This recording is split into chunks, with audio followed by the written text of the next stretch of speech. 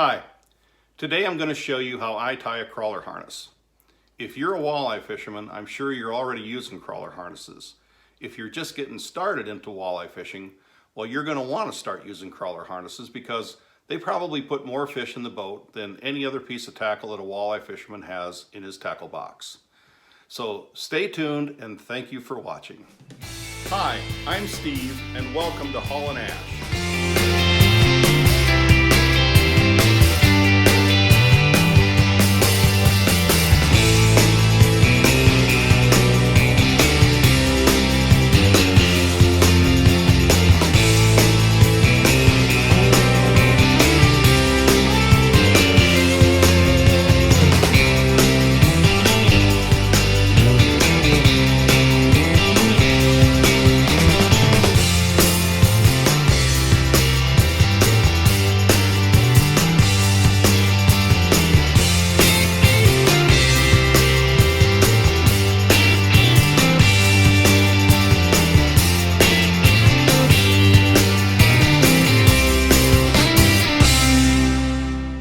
Today I'd like to show you how I tie a crawler harness.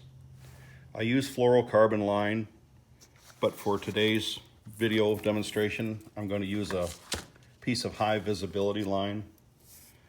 A friend of mine watched the bobber stop video I made the other day, and he said, "Steve, I think it would look better if you used a high visibility line instead of the clear line," and I agree. I've made crawler harnesses with treble hooks before. I've kind of gotten away from that. I use a octopus hook now for both the front and the back.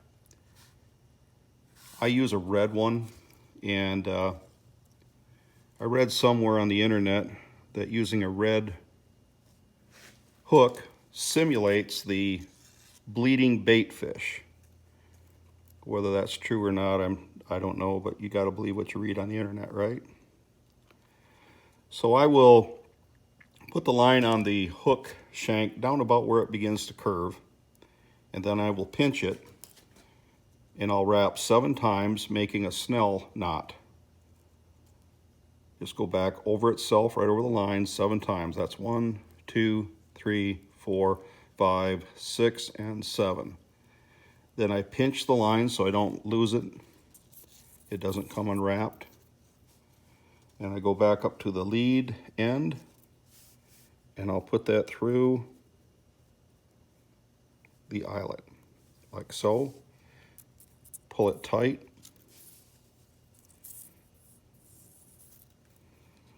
And I will bunch that up onto the offset. Makes a good strong knot. Step 2 is the same as 1. You're going to put the second hook on. You might want to mess around with different size hooks, see what works best for you. 2, 4, 6. I've even heard of some people going with a 1. And then I will make the distance between the hooks about the width of my 4 fingers. And then again a snell knot, 7 times.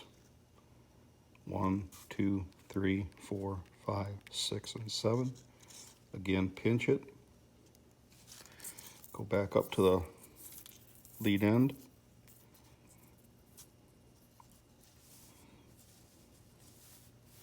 And put it through the eyelet.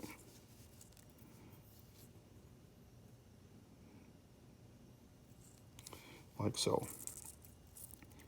And again, pull it tight, bunch it up onto the offset.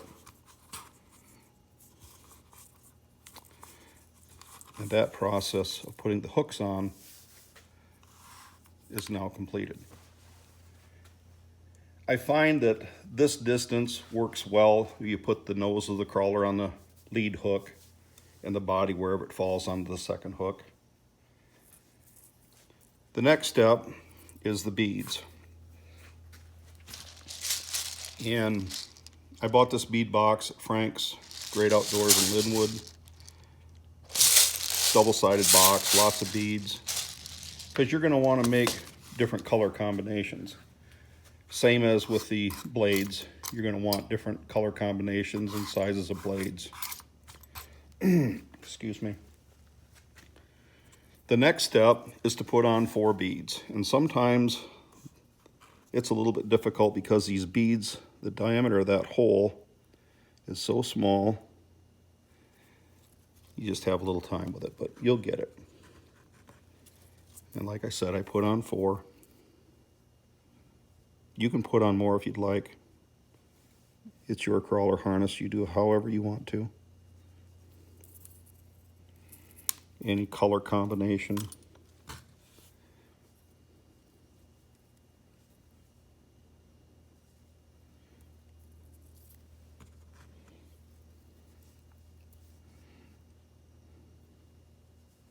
Well, where's that last? There it is.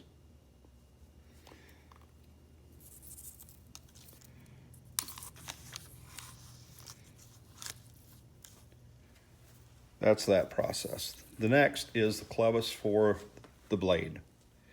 I like to use these plastic clevises. You can detach the clevis, that little point right there. That way you can swap out different colors of the blades that you want to use. And there is a correct way. This little, kind of like a little point, is the front, the lead part. So you will thread the line like so.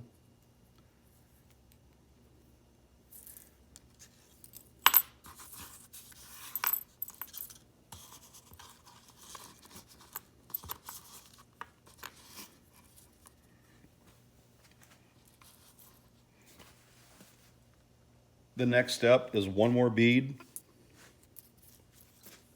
I like to go with a white one.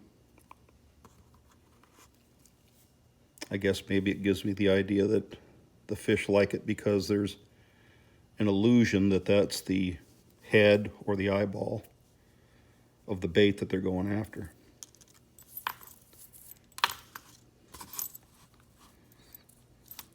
Oh, let go. There we go. The last step is a barrel swivel. And I will measure 3 foot, a little bit better, 40 inches or so of line, fluorocarbon line when I make these. And at this point, I will measure 36 inches from the back of the very first hook, and I'll just put a little Sharpie mark on the line around 36 inches. I'm not doing that today because this is just a demonstration using yellow line. But I use a Palomar knot. It's easy to tie, it's strong. And the Palomar knot, well, come on, I'm having a time today. Just make a loop. Go back through the loop once, and then again, and then you thread that barrel swivel into that loop, and then you pull it all tight.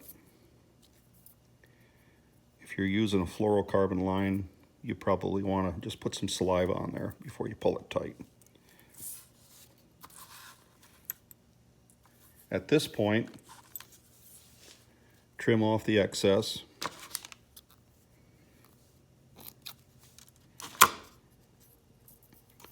And you would have a completed crawler harness.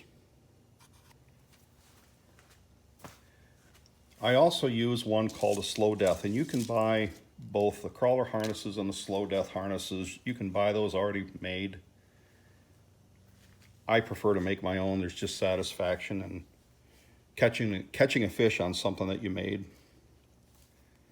And a slow death is the same process that you would make a crawler harness. You got your barrel swivel, 3 feet of fluorocarbon line, and then you tie the slow death hook on. Slow death hook is just a bent, curvy, twisted hook. Whereas you would put the crawler on a crawler harness on both of these hooks, snout here, body here. A slow death hook, you take the crawler, you take the nose, and you'll go on that point, wrap it up around all the curvy, bent, twisty hook, and then end up just past the eyelet, just a little bit past. Go back and just pinch off the rest of the crawler a half, 3/4 of an inch past that point, and then troll with that, and the spinning, twisting, twirling motion of that in the water just sometimes excites the walleye. I'd like to mention that I use these holders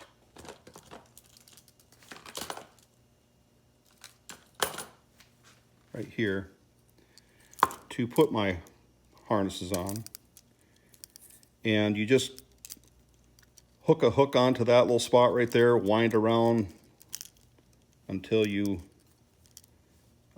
come to the end, and then you slip it through one of these spots right here, pull it back, and it's secure. They come in a box. I bought this one at Cabela's. Comes in a box. I don't know, there must be like 24 or so of these holders. Keeps them real organized. I also do it for the slow death hooks. Keep those organized as well. So that's how I tie a crawler harness. I hope it's helpful to those of you who want to start tying your own crawler harnesses. With that, I want to thank you for watching. I do appreciate you watching the videos, and if you have any comments or questions, put them down in the comments below. And until next time, thank you for watching, and God bless.